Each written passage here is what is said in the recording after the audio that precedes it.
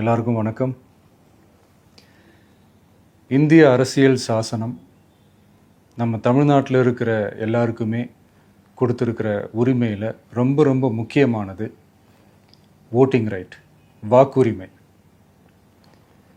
ஒரு மனுஷன் உயிரோடு இருக்கான்றதுக்கு அடையாளமாக இருக்கிறதுல அவனோட ஓட்டுரிமை ரொம்ப முக்கியம். அதனால தான் voting is not only our right but also our life. ஒரு முக்கியமான விஷயத்தை பற்றி இப்போ நான் உங்ககிட்ட ஷேர் பண்ண போகிறேன். இது நான் ஃபஸ்ட்டு கேள்விப்பட்ட உடனே எனக்கே ரொம்ப ஷாக்கிங்காக தான் இருந்தது.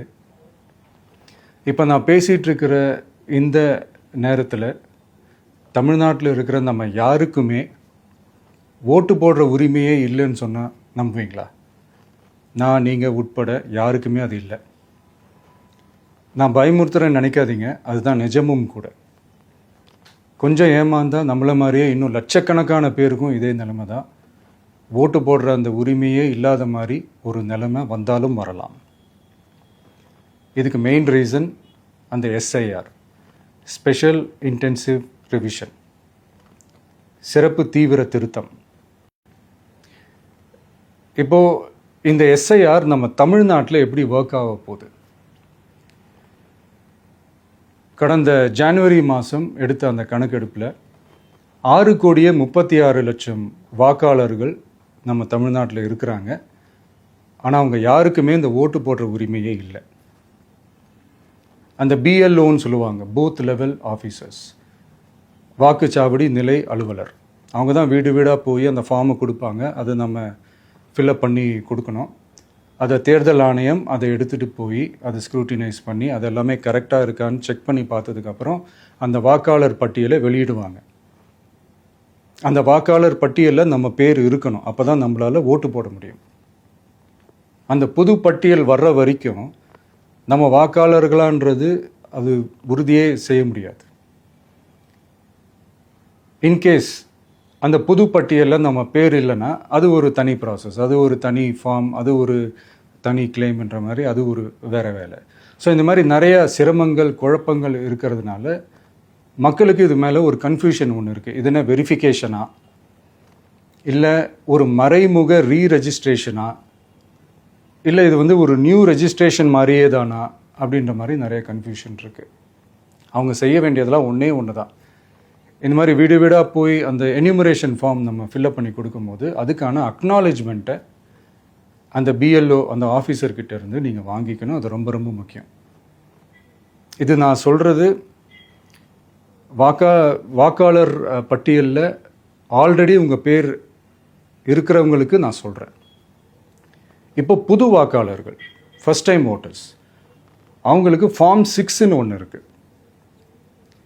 அதை நீங்கள் ஃபில்அப் பண்ணி நீங்கள் உங்கள் ஏரியாவில் இருக்கிற சம்மந்தப்பட்ட அந்த உங்கள் அலுவலகத்தில் நீங்கள் டைரெக்டாகவும் சப்மிட் பண்ணலாம், இல்லை நீங்கள் ஆன்லைன்லேயும் சப்மிட் பண்ணலாம். அப்படி ஆன்லைனில் நீங்கள் சப்மிட் பண்ணிங்கன்னா அதுக்கான ஸ்க்ரீன்ஷாட்டை எடுத்து வச்சுக்கோங்க. ஃபோனில் மெசேஜ் வரும், அதை சேவ் பண்ணி வச்சுக்கோங்க.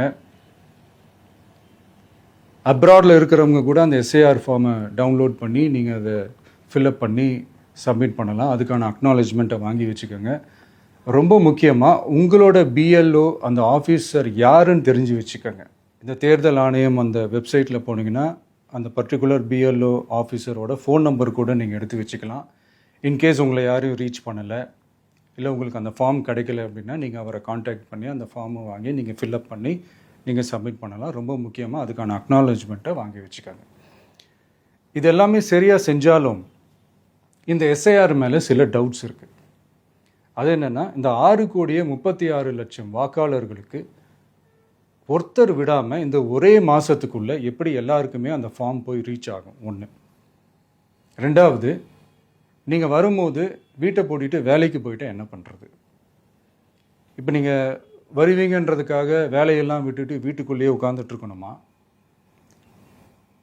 ஸோ இதில் மெயினாக பாதிக்கப்பட போகிறது உழைக்கிற மக்கள், ஏழைகள், வேலைக்கு போகிற பெண்கள். இவங்களுக்கு யார் கரெக்டான அந்த பதில் சொல்ல போகிறது?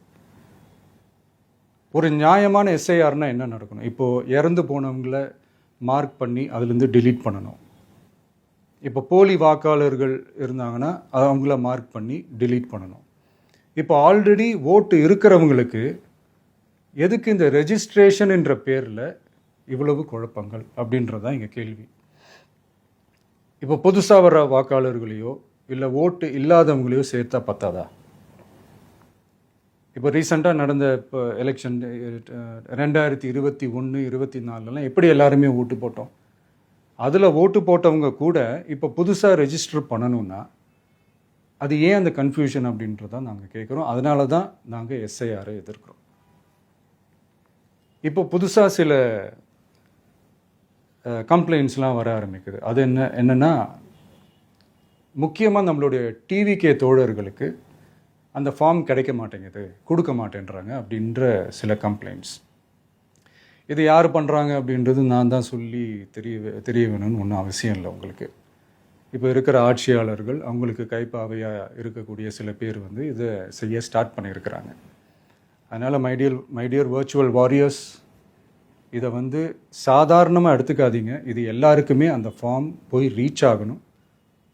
இதில் ரொம்ப உறுதியாக இருங்க. அதையும் மீறி உங்களுக்கு அந்த ஃபார்ம் கிடைக்கலன்னா இருக்கவே இருக்கும் ஆன்லைன்.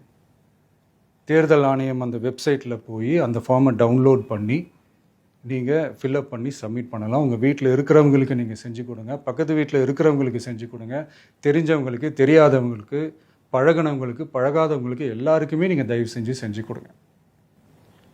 அண்ட் ரொம்ப முக்கியமாக நம்ம ஜென்சி கிட்ஸ், நம்ம ஃபஸ்ட் டைம் ஓட்டர்ஸ், நம்ம புது வாக்காளர்கள், நம்ம நண்பா நண்பிகள், அவங்க ரொம்ப கேர்ஃபுல்லாக இருக்கணும். நான் ஆல்ரெடி சொன்ன மாதிரி உங்களுக்கான ஃபார்ம், அந்த ஃபார்ம் நம்பர் 6, அதை கரெக்டான டீட்டெயில்ஸோட கரெக்டான உங்கள் டாக்குமெண்ட்ஸை வச்சு அதை சப்மிட் பண்ணுங்கள். ஏன்னா வரப்போகிற தேர்தலில் நீங்கள் தான், அந்த ஜென்சி வாக்காளர்கள் தான் மிக முக்கியமான ஒரு ஃபோர்ஸ் அப்படின்றது எல்லாருக்குமே தெரிஞ்ச ஒரு விஷயம். அதனால் உங்களை டிஸ்டர்ப் பண்ணுறதுக்கு, உங்கள் பேரை அதில் இன்க்ளூட் பண்ணாமல் செய்கிறதுக்கு என்னென்ன வேலைகள் செய்யணுமோ, என்னென்ன தில்லுமுள்ளு வேலைகள் செய்யணுமோ எல்லாமே அவங்க செய்வாங்க. இது நமக்கு எல்லா திசையிலையும் எல்லா பிரச்சனைகள் கொடுத்துட்டு தானே இருக்கிறாங்க. அது டிஃபால்ட்டாக நடந்துட்டு தான் இருக்கும், அது ஒன்றும் பண்ண முடியாது. ஸோ அந்த மாதிரி ஓட்டு போடுற விஷயத்துலேயும் அவங்க என்ன உத்தரமராக மாறவா போகிறாங்க? இப்போ நான் சில மீட்டிங்ஸ்லலாம் ரிப்பீட்டடாக ஒரு விஷயம் நான் சொல்கிறேன்ல, 2 பேருக்கு நடுவில் தான் போட்டி அப்படின்ட்டு. அது மேடைக்கு மேடை அவங்க அதை ப்ரூவ் பண்ணிகிட்டு இருக்கிறாங்க. அதனால் தோழர்களே, வரப்போகிற தேர்தலில் நம்ம யாருன்னு காட்டணும், நம்ம பலம் என்னன்னு காட்டணும். அதுக்காக அந்த பலமான, அந்த பவர்ஃபுல்லான ஆயுதத்தை நம்ம கையில் எடுக்கணும். அந்த ஆயுதம் வேறு எதுவுமே இல்லை, ஓட்டு, வாக்கு, ஜனநாயகம். அது இருந்தால் தான் நம்ம அந்த வெற்றியை நோக்கியே நம்மளால் பயணிக்க முடியும். தமிழ்நாடே அந்த வாக்குச்சாவடி முன்னாடி திரண்டு நிற்கணும். அதை பார்த்துட்டு தமிழ்நாடே தமிழக வெற்றி கழகமா, இல்லை தமிழக வெற்றி கழகம் தான் தமிழ்நாடா அப்படின்ற மாதிரி இருக்கணும். வீடுன்னு ஒன்று இருந்தால் தான் ஓடு மாற்ற முடியும்னு அறிஞர் அண்ணா அவர்கள் சொல்லியிருக்கிறாங்க. அந்த மாதிரி ஓட்டுன்னு ஒன்று இருந்தால் தான் இந்த நாட்டையே காப்பாற்ற முடியும். அப்புறம் இன்னொரு முக்கியமான விஷயம், அந்த எனிமரேஷன் ஃபார்ம் நீங்கள் ஆன்லைனில் நீங்கள் ஃபில்அப் பண்ணும்போது அதில் ஒரு சில ப்ராப்ளம்ஸ் வர்றதுக்கு வாய்ப்பு இருக்குது. அது உங்களுடைய ஓட்டர் ஐடியில் இருக்கிற உங்கள் பேரும், ஆதார் கார்டில் இருக்கிற பேரும், அந்த ஸ்பெல்லிங், இனிஷியல்ஸ் எல்லாமே ஒரே மாதிரி இருந்தால் தான் அது அக்செப்ட் ஆகும், இல்லைன்னா அக்செப்ட் ஆகாது. அது கொஞ்சம் கேர்ஃபுல்லாக பண்ணுங்கள். அது கொஞ்சம் யூசர் ஃப்ரெண்ட்லியாக இருக்கலாமேன்னு கேட்டதுக்கு அதெல்லாம் முடியாது, அதுக்கெல்லாம் வாய்ப்பு இல்லை, அதுக்கெல்லாம் ஆளுங்க இல்லை, பண்ண முடியாதுன்னு ரிப்ளை பண்ணிட்டாங்க. ஸோ அதனால் மைடியர் டிவிகே தோழர்களே, மைடியர் ஜென்சி படை பலமே, உஷாராக இருங்க, கான்ஃபிடெண்ட்டாக இருங்க. நல்லதே நடக்கும். வெற்றி நிச்சயம். மீண்டும் சந்திக்கும் வரை நன்றி, வணக்கம்.